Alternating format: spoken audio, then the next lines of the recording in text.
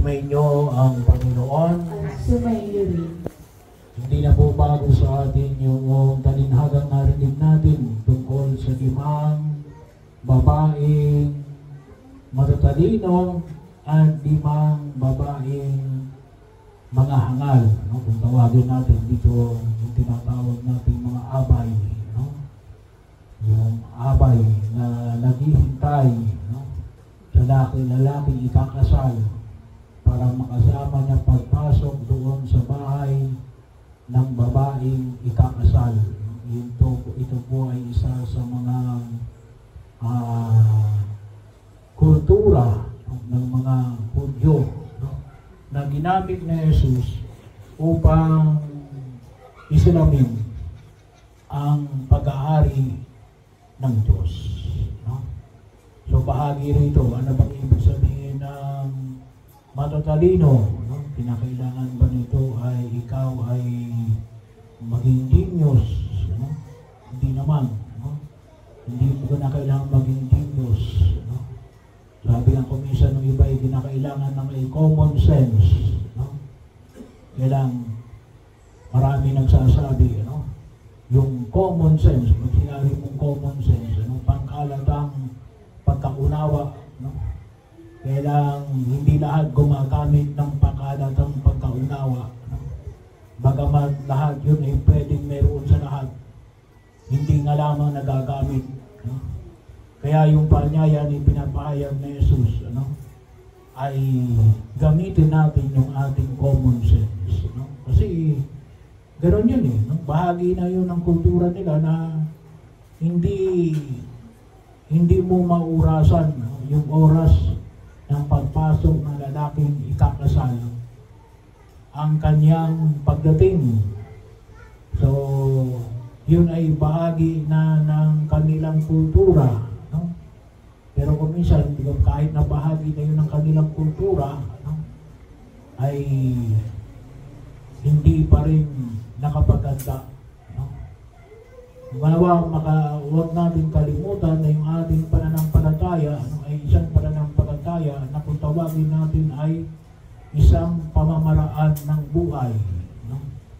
Way of life. O kung tawagin natin, kung inabutan nyo pa yung dyaryo, no? Ngayon wala na itong dyaryo. No? Kakaunti na lang ang may dyaryo. May section doon na kung tawagin niya din, lifestyle. No? So, mayroong section ng kung tawagin natin yung front news, no? Headlines, no? Mayroong sports, no? Mayroon din namang lifestyle. No? Estilo ng pamumuhay. No? Yun yung amon ay pinapahayag ng buong kapal. Pamamaraan ng buhay. At yung pamamaraan ng buhay ay dapat katulad ng limang matatalinong babae, no? Na may alin, na may dalang extra na langis, maliban doon sa langis na nakalagay sa kanilang dampara. Ano? So yung kanilang dampara, no? Ay hindi mo katulad ng ating di gasolina, di kaya di gas, no?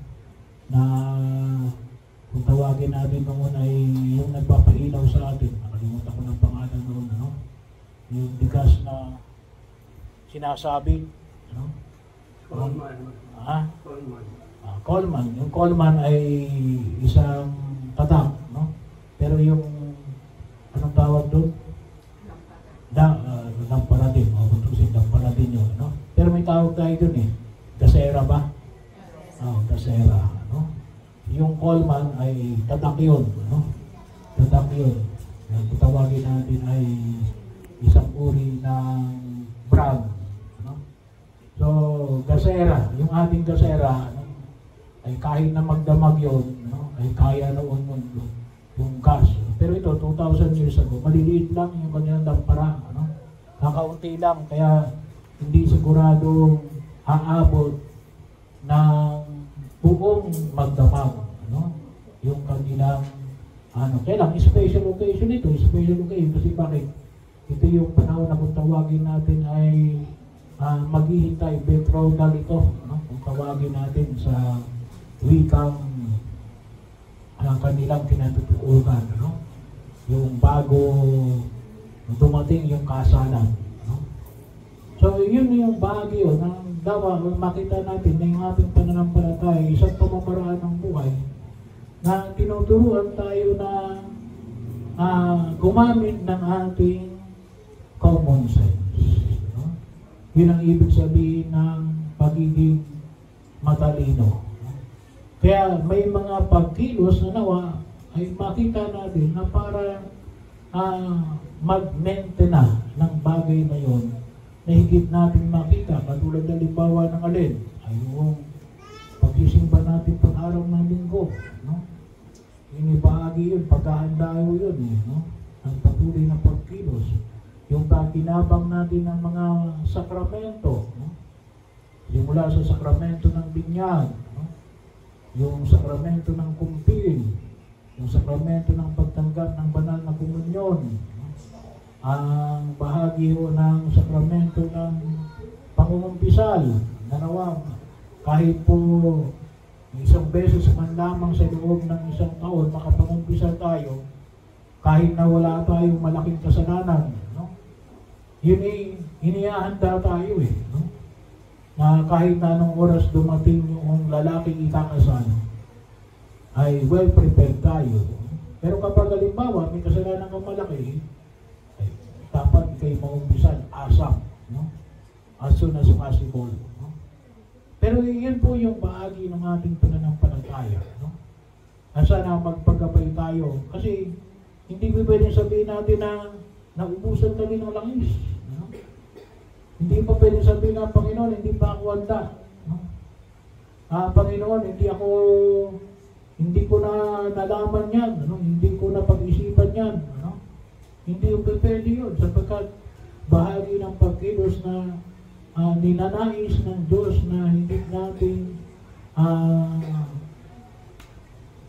pangatawanan yung ating pananampalataya upang higit natin pakilabangan, lalo yung kanyang mga biyaya at pagpapala.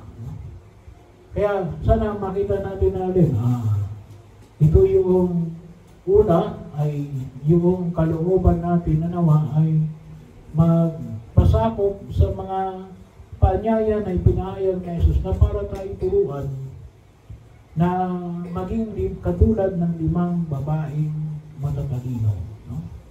Yung kabukasan ng ating kalooban. Pangalawa, at yun ay nag-aabang sa atin ng kinakailangan natin ng extra effort. Kinakailangan natin magkaroon ng extra pagkilos, no? So, sapagkat nakikita natin na yun ang pangangailangan, katulad ng nakita, no? May extra effort yung 5 babae na matatalino, no? Kumuha sila ng langis, no? Beforehand, no? Para hindi sila maantala, no? Yung 5 babae kumuha nga ng langis, pero too late the hero, no? Ay sayang yung galing kasi wala sa tamang panahon, no? Kaya hindi sila pinapasok sa bahay ng kanilang pinaghahandaan. Ito yung itinog natin sa harapan ng buong kabala, no? Na nawa maging bahagi ng ating pagkilos natin, nawa makita natin na yung ating pananampalataya ay kinakailangan natin ng patuloy na pag-aaral at pagninilay, no? Kasi kung hindi, sabi nga, no, tayo ay mabubudol, no? Mabubudol, maraming nabubudol, maraming na-scam, no? Bahagi yun. Kasi bakit? Kasi ay hindi tayo nag-aaral, no? Hindi tayo gumagawa ng ibang pamamaraan. O kung tawagin natin ngayon ay tayo ay hinahayaan natin yung ating sarili na maging tamad, no? Hindi, no? Hindi pwedeng ang ating pagkilos ay ganito lamang, no? we have to make an extra effort. No? At yun ang idulog natin sa harapan ng buong ginaba. At maliwanag, kapag nasanay na tayo, maging madali na yung pagkilos. Sa una lamang, no? Pwede tayong mahirapan. Pero makita natin, kapag nasanay na tayo, ay patuloy tayong umuunlad sa ating pagkilos sa daigdig na ito. Kasi bakit? Naasa tayo na makita yung pagpapala at biyaya na nais na ipagkaloob ng Diyos sa atin.